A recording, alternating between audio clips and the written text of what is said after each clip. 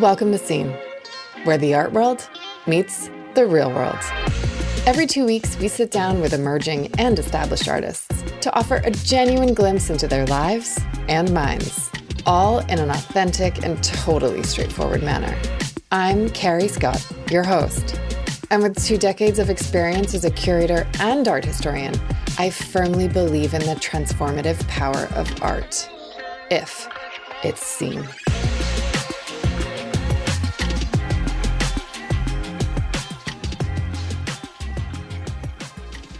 Have you seen Bindi Vora's work? It's revelatory. And I mean that. Like quiet, beautiful poems, her work is the most conversational artwork I've ever come across. This is a woman I've known for a really long time, and we talk about that. And we talk about how difficult it is to have kind of your obvious interview with someone that you know so well. But I think that it's okay, because one of the things that kind of comes to bear in this interview in particular is the way that memories get blurred, and that Bindi is doing that intentionally. Each of her photographs, each of her artworks, it feels nostalgic and timeless, and it explores that like delicate balance between what's temporary and eternal. Have a listen to 2 friends who have known each other for so long talk.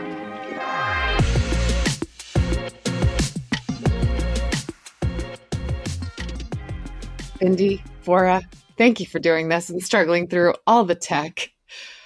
Oh, good. All the tech. So listen, you're kind of the first, no, you are. You're the first interview, that's what it is, that I'm doing this way with an artist that I know really well, because you and I have known each other for like almost a decade. It's been a minute. It has been a minute. And I feel like, so as a result, the conversation has to kind of own up to that and start with the thing that I find so remarkable in your work, and it's what drew me to it in the first place, is how kind of thorough you are across series, right? So you have these expansive bodies of work that kind of deal with something until I think you're done with it. And then you go into another expanse of work. And I wondered if you think that reading of it is accurate. I mean, I think over the last few years in particular, I've begun to see how there are a lot of overlaps. The way in which, maybe when I was first starting to make work was always by looking back at something that I'd made. So where, tests might have gone wrong, or an idea didn't quite manifest into that project. And so a lot of the time when I describe the work that I make, I call them these interconnected tissues of the way in which our body is assembled through different kind of muscles and cells and things that all kind of work together. They have their own purpose, they have their own identity, they have their own function, but they almost, coalesce and interlace with each other. And that's a lot of what I've realized more recently is kind of part of the work that I make. There'll always be motifs that you see that appear across maybe several series, maybe just one, but there's always something that links to the other. How did you start? Like, how did you become an artist? I don't know. I don't think it's something that you choose. I think it chooses you, I think, in many ways. I mean, when I was in school, in high school in particular, I never was very good at maybe painting or drawing. I think, if anybody looks at those, they're pretty atrocious. But there was something about photography that made this way of expression, or a way in which to articulate something, that I found really resonated. So I did an A-level in photography after doing a product design GCSE, blah, blah, blah. And that kind of gave me a sense of being able to articulate or talk about something around what I was interested in. And I had a brilliant teacher, Martina, who's now a very dear friend of mine.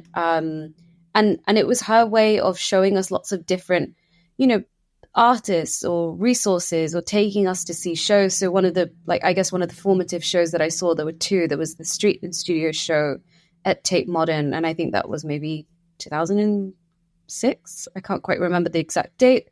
And then there was the Annie Leibovitz show at the National Portrait Gallery. Those two together, I think, really enabled me to think about the wider ideas of how photography has been used through portraiture and the way in which we see ourselves reflected. Of course, at that time, those shows didn't show people like me in them. But, you know, there were then moments like, you know, the Whitechapel Gallery's show Where Three Dreams Cross in 2010 that really cemented why I wanted to make photographs or make images. And it's changed, you know, that very didactic sense of using photography. I think for me, I've realized it's more as a tool right now in my practice. It's not the only mechanism. So, you know, that's where collage appears. That's where digital interventions within images appear. That's where archive appears in that space. Mm.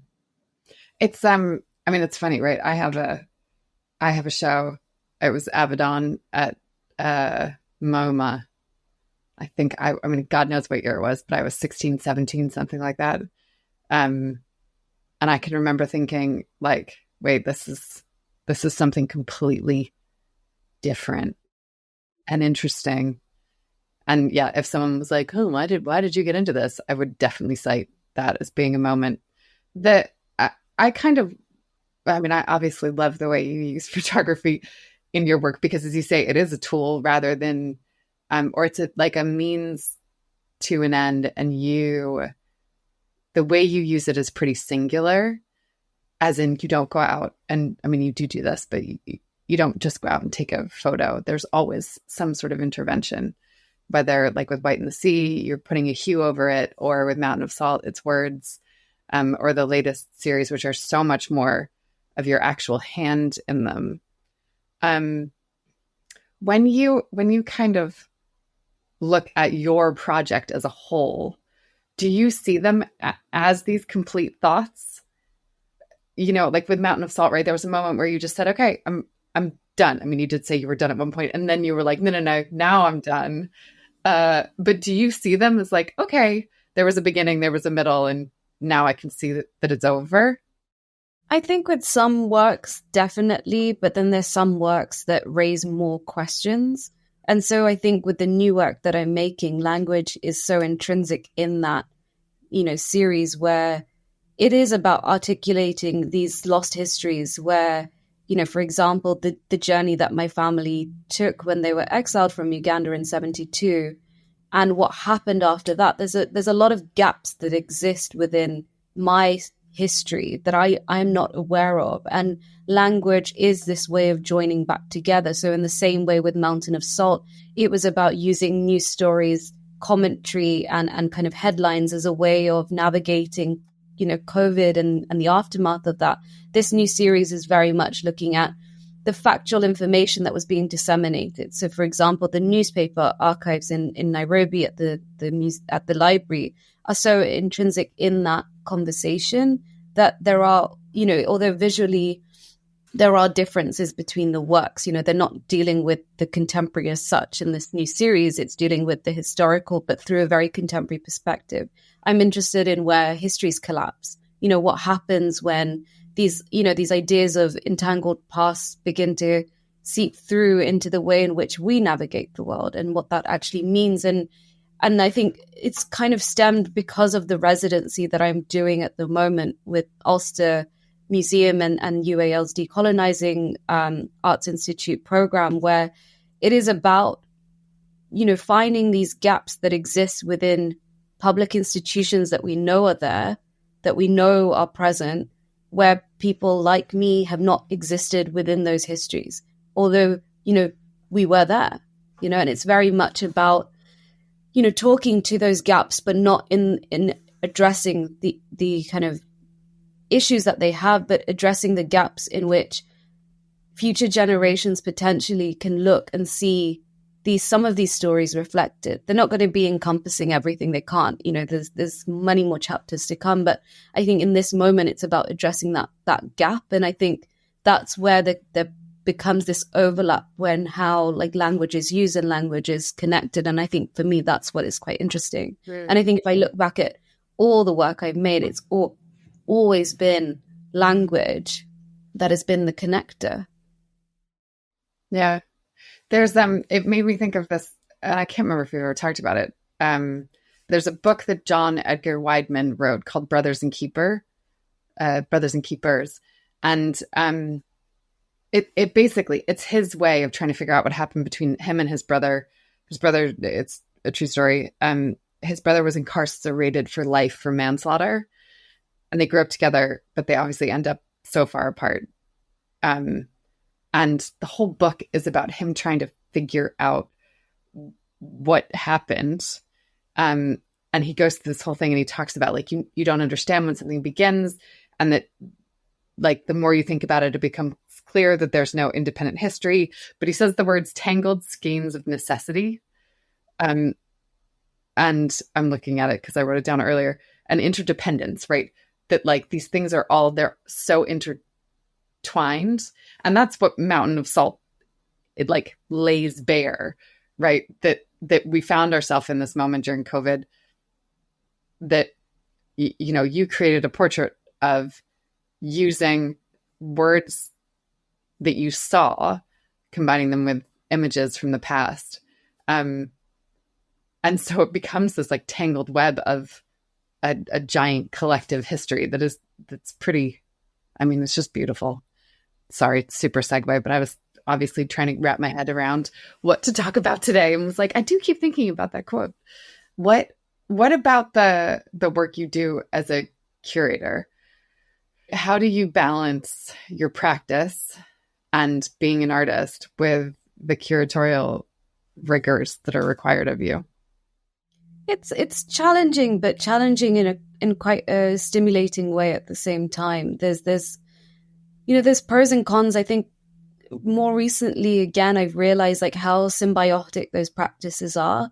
You know, there's a lot of research that I do for my own work that sometimes feeds into the way in which I see a show coming together, or, you know, future research for a show kind of becomes embedded within that process. And, you know, it's a privilege to work with artists, you know, to make something happen. And the work, you know, for example, I work at Autograph, and Autograph is a very unique institution within these kind of medium-sized, medium-specific spaces. So for those of you that might listen to this eventually, Autograph is a photography or a lens-based gallery that was formed in 1988 by a collective of artists of color that found that there were massive gaps in the representation of their work within public institutions. And they predominantly work with photography. And so we turned 35 last year, and looking back at that history is the kind of core mandate that we still go by. So looking at ideas of race, of human rights, identity politics, social issues, and how they are all wrapped up into this idea of how we might express ourselves through photography. So the two shows that we have on right now with, you know, Wilfred Ukpong, who's looking at the oil spill crisis in the Niger Delta and the environmental degradation that's happened in the region and the impact that it has on the next generation, is, you know, one sphere of it. And then you have someone like Polomi Basu, who's dealing with ideas of domestic violence in her work through her personal lived experiences, and trying to tell that through, you know, photography and moving image, and talking about her and her mother's story in that space. And you begin to see how certain moments of these practices end up actually converging into a space where other works connect to it. And you begin to understand why they've gone down this kind of way of wanting to express themselves. And so it's a real privilege to work as a curator and as an artist, because you understand both sides of that space. It can be tricky, of course, you know, but it's not, you know, the work I'd make as an artist, I never use the space or the privilege of having the kind of space at Autograph as to leverage off one or the other. That's never the intention. It's always about how we can kind of come together and what that looks like, and how I can bring the expertise that I have as a curator, but also the experience I have as an artist, and try and share those moments of care that exist in those spaces, because my job is to care for the artist and the artwork that they make. And how do we then translate that care for our audiences? Like that is the primary goal. Yeah, which I think so often is forgotten, right? I always talk about, the curator's primary goal as being, or primary role as being, a custodian of the work.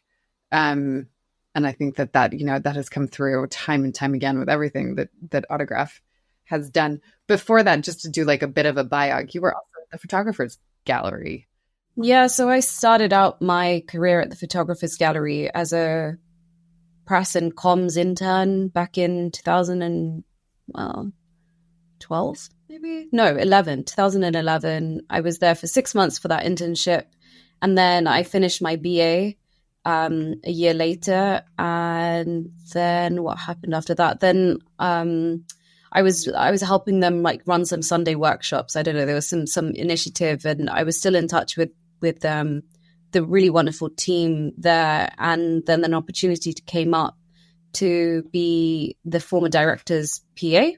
I stayed for 6 years, and in that 6 years, my role really changed a lot. So not only was I her PA, but I was quite vocal in saying, well, I don't just want to manage someone's diary. Like I want to do more. I'm really interested in how like shows come together and what that looks like. And she was great because she gave me a space to be able to do that. And so whilst I was there in 2015, I co-curated this incredible show on the idea of British photography. So British in the sense of artists that are British by birth, or artists that have adopted Britain as their home, from multiple perspectives and different lived experiences. So we ended up having 40 artists, 400 works, 5 moving image pieces for a show in China that then toured to 4 different venues as part of the British Council's Year of Culture in China that year.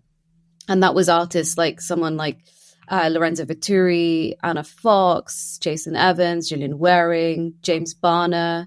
There was a whole range of different generations, looking from specifically like 1960s, when the swing 60s were happening in Britain, and what the kind of ripple effects were at that time, 2015, and where we were. So it was a big undertaking, but that actually kind of cemented where I wanted to go and what I wanted to do. And so I stayed there for 6 years. I then left. I went to the Hayward Gallery. I was there for 2 years, and 6 years at Autograph now, and now they're senior curator. So it's been a journey and a half.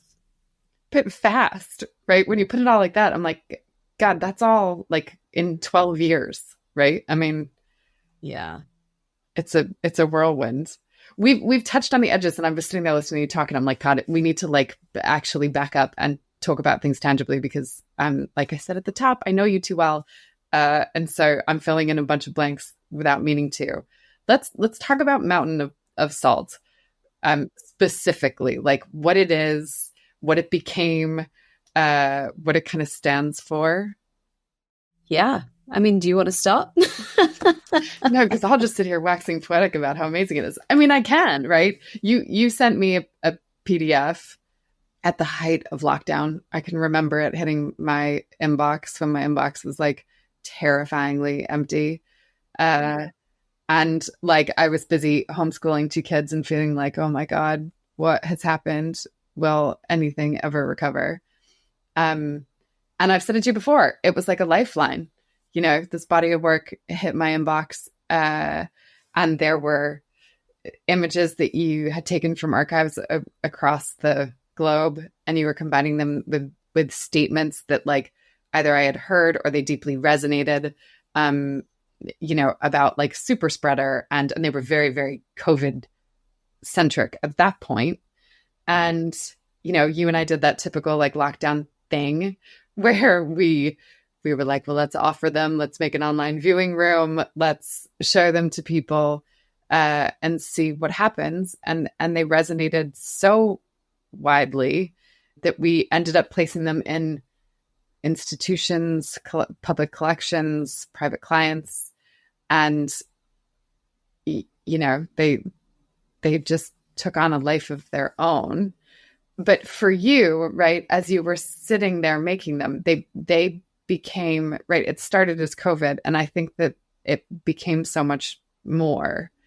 And I don't think I have ever asked you if that transition was natural, right? The world, obviously, in the 18 months post-COVID, it changed over and over and over again. George Floyd was murdered. That was a big moment. The lockdowns, the politics of lockdowns, you started pulling all of that in. Was that like a natural thing, or was it intentional? I guess I mean by natural, like, was it instinctual or was it intentional? I think it was definitely instinct. I mean, that time was so acute because when else in our lives have we been forced to sit that still and just watch and look and experience something that I don't even think we'll ever experience like this? I mean, touch wood that we don't experience this again. But there was I think it was the heightened sense of being aware of what was unfolding, not just within the kind of bubble of where we were, but also in the bigger scheme of things. And I don't think that, the evolution of the work ended up happening because I think it was trying to grapple with not just dealing with a pandemic and how we're meant to be navigating that whilst we're watching the political system completely upend what was actually going on. But then it was also really big things happen. So like you mentioned, George Floyd is killed that year. The Black Lives Matter protest starts and has a much bigger charge to it than it's ever had before. And finally, people are looking and being aware. And, there's a whole ripple effect that happens from, the protest that happens, the toppling of statues, to institutional policy change. There's a lot going on. And then, of course, in the UK, we had Brexit. And that was again, it was a 4-year story, because when the vote happened in 2016, it then was 2020. And that's when we left the EU. And these are big historical shifts that we're going through that somehow seem to bookend itself with the pandemic. And I think for me, it was a very natural response to be looking more widely at what was happening, because it all started with the pandemic. That's where the work started. And there were moments in which we were seeing this kind of rapid shift happen constantly through other bits and pieces. And it was almost trying to, people, I think what it felt like was these big moments that were happening, those in positions of power were trying to force through even bigger things at that point. And so that results in this very entangled mess that you end up in. And that was what Mountain of Salt is. I describe it as a constellation, which I think it is, because you can almost pinpoint certain moments that go back to another moment in history, and not even in like history in the sense of 100 years ago, history in the sense of 5 years before that, 2 years before that. Yeah, which is just as relevant, right? If not more so in the moment. It then became a book. Talk me through that process, because at first you didn't want to make a book.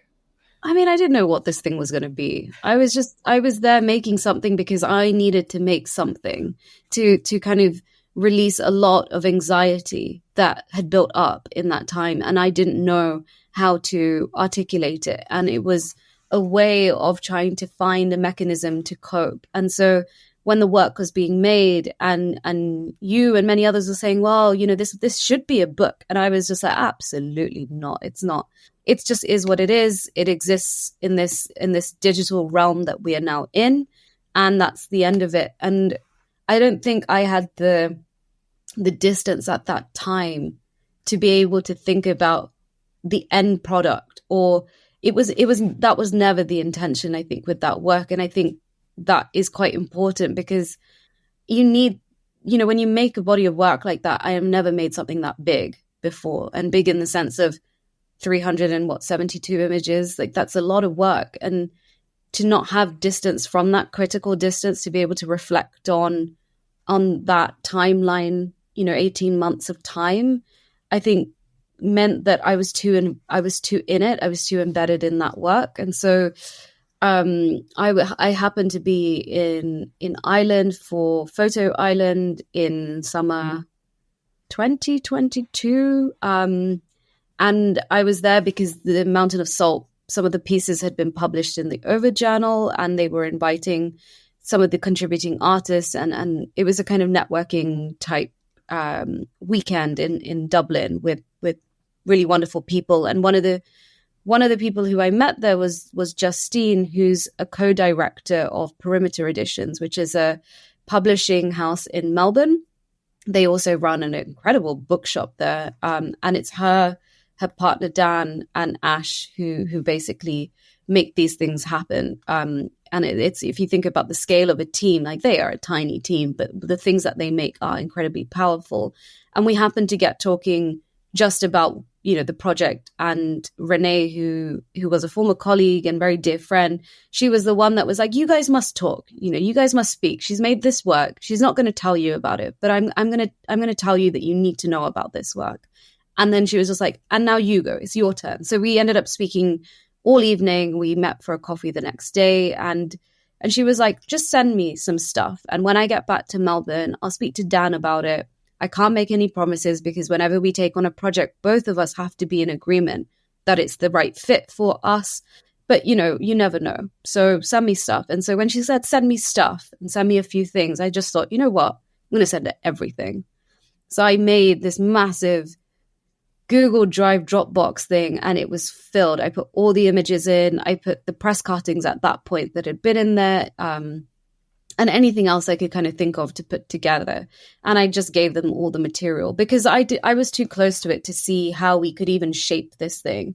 And so a few weeks went by and I didn't hear anything. I thought, oh, maybe it's just, it's not going to happen. And so I sent her another email saying, oh, just following up from our chat in July. It's now September.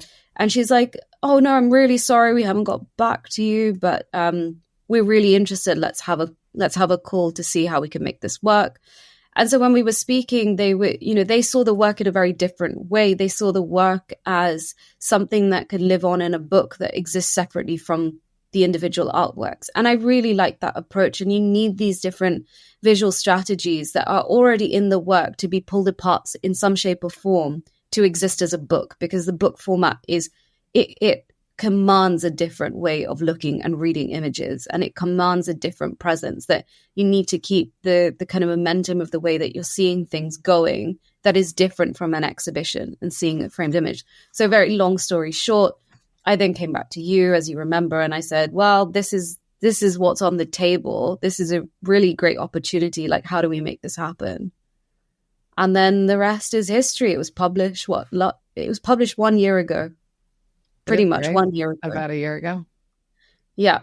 And it's living on, and I'm so thrilled that it has a legacy. And the book is now part of MoMA's artist book collection. It's part of the National Art Library at the V&A. It's part of incredible individuals who saw resonance in the work as well, and it lives on. And it's just a thrill really to see how far it's gone, and that's through the advocacy of you and Dan and Justine and many others in that space that make those things possible, and it makes different ways of engaging with the work possible beyond this idea of just having a show or whatever else it ends up being.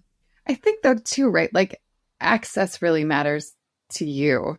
I don't want to use the word accessibility because I think it's like people are using it sort of too much at the moment, but I think access does matter to you. The works in and of themselves are small, right? They're kind of portable and they're priced in a way, and this is not a sales pitch, because I think it is like part of the work is that you can take them, you can hold them, you have to investigate them, you have to get up close to them. And the book's the same way. It's the small thing that you can handle. And you can, and I mean handle, because you sort of rip through the pages if you want to, and then you slow down at the words if you want to, and you go back and forth between them. So I think the beauty of the book is it can get to more people than maybe the work on the wall can. What what do you like hope happens next? If that's not too like intimate of a question, maybe not with Mountain of Salt, but just kind of generally with your work. I think right now it's going through a real shift. Like my work is definitely changing. It's taking on a very different aesthetic palette that is trying to push beyond the flatness of a photograph, and it's trying to almost come up through the paper support and into the world in a very different way than it has before. And so the new work that I'm making at the moment that I'm like deep in production on are kind of 3 chapters of a work for the residency. And that is, you know, incorporating drawing, painting, ink, postcards, cutouts, gold leaf as well. Like it's really changing. And then the second chapter is literally sculpture. And that is a big shift for me, where it's incorporating image, but it's also trying to make a presence in the space that it's an object. You have to see it. You walk around it. It's very much about these ideas of how histories have been either lost, silenced, or forgotten, and how do we make people listen again? And I think that's really where my practice is shifting towards, when I think Mountain of Salt helped propel some of that thought, but it wasn't at that time, it wasn't ready to be a kind of thing. It's now becoming that way. So it's quite interesting to see where it's going to go, and I'm kind of interested in seeing how different mediums interlace with each other as well. And I think that's very much part of where it's going. Who knows where it will end up? We'll all see. The objectness, though, has always been there, right? I mean, the first exhibition we did together, I invited you to just put some photos in the show, and you were like, yes, but I'd like them to be like in frames that are like vintage desks. And I was like, what do you mean? And then we like floated these works inside of frames that were on desks that sat in the middle of a space.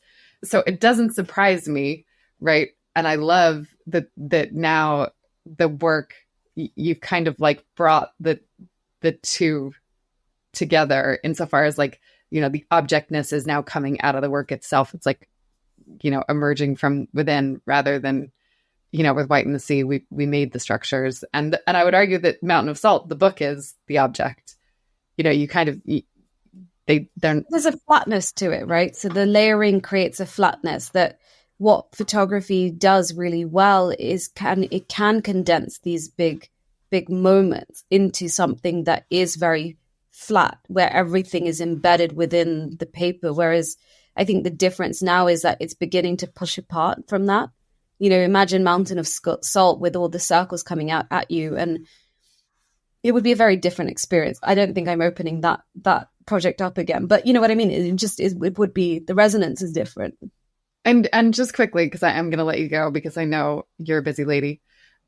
Just talk through the residency in the most like basic terms that you can, because it's pretty fucking exciting. Excuse my language. It's super exciting. So the residency is through the UAL's. I need to get the wording right for this because it is a mouthful. It's totally a mouthful. I'm glad that you have to check, because whenever I cite it to anybody, I'm like, okay, hold on. And then I go to I have a note on my phone about it. So I'm one artist. So the project incorporates 20 artists of color, emerging or mid-career. And the idea is to put our work from our different mediums, trajectories, practices into national collections in the UK. And almost, what's the word that, so the curator I'm working with, Anna, who's really wonderful, she uses the word trouble. We're troubling the collection. We're kind of finding where these kind of moments are that kind of interlace and what happens. And so the residency, that is my doorbell. 1 second. Oh my gosh. Don't worry at all. This is like, hold on. Let me get this, and then we can cut and edit this back together. Totally. Also, I can just stare at her books. There's Mountain of Salt, by the way. There's a whole stack of them, the white ones that all look the same. Second row, 4 down from the top, 3 down from the top. I never know how to do it. Above the black. Oh, Christ. No one's going to want to listen to this part, but we'll leave it to the editors to decide whether we bin it or not. Me waxing on and on about a bookshelf, but I do love a good bookshelf. Dear. She's telling me about getting a parcel box so that if we're not at home. Anyway. Meanwhile, I did a whole shtick on your bookshelf where I was like, look, do you remember in COVID when everyone was talking about bookshelves and how cool they are? And oh, look, those are all Mountain of Salt, 3 down from the top in the middle. I mean, I did a whole... Well, it's quite self-indulgent, isn't it? No, it's storage. It's storage. It is storage. So the residency. So I am the artist in residence at the National Museums of Northern Ireland, which is part of the 2020 project led by the UAL Decolonizing Arts Institute. So it's a 15-month remote residency. I think I'm in month 9 at this point. And my work will be not only in Ulster Museum's collection, but a print will be in the other 19 institutions by the end of the year. So it's a big year in many ways. And it's great. It's been really challenging, but really good at the same time. I think it's exceptionally exciting. And I'm so lucky I know you, frankly. On that note, because we are way over time in terms of your next meeting, I'm going to let you go. Thank you for doing this. Seriously. Thank you. And it's been great. We'll speak. Keep talking. Exactly. Thanks for listening to this episode of the Scene Podcast. If you liked what you heard, I'd love it if you subscribe wherever you get your podcasts. And if you want to connect with us between episodes, follow us on Instagram at WatchSceneArt. I'm Carrie Scott, and I'll see you next time. Get it?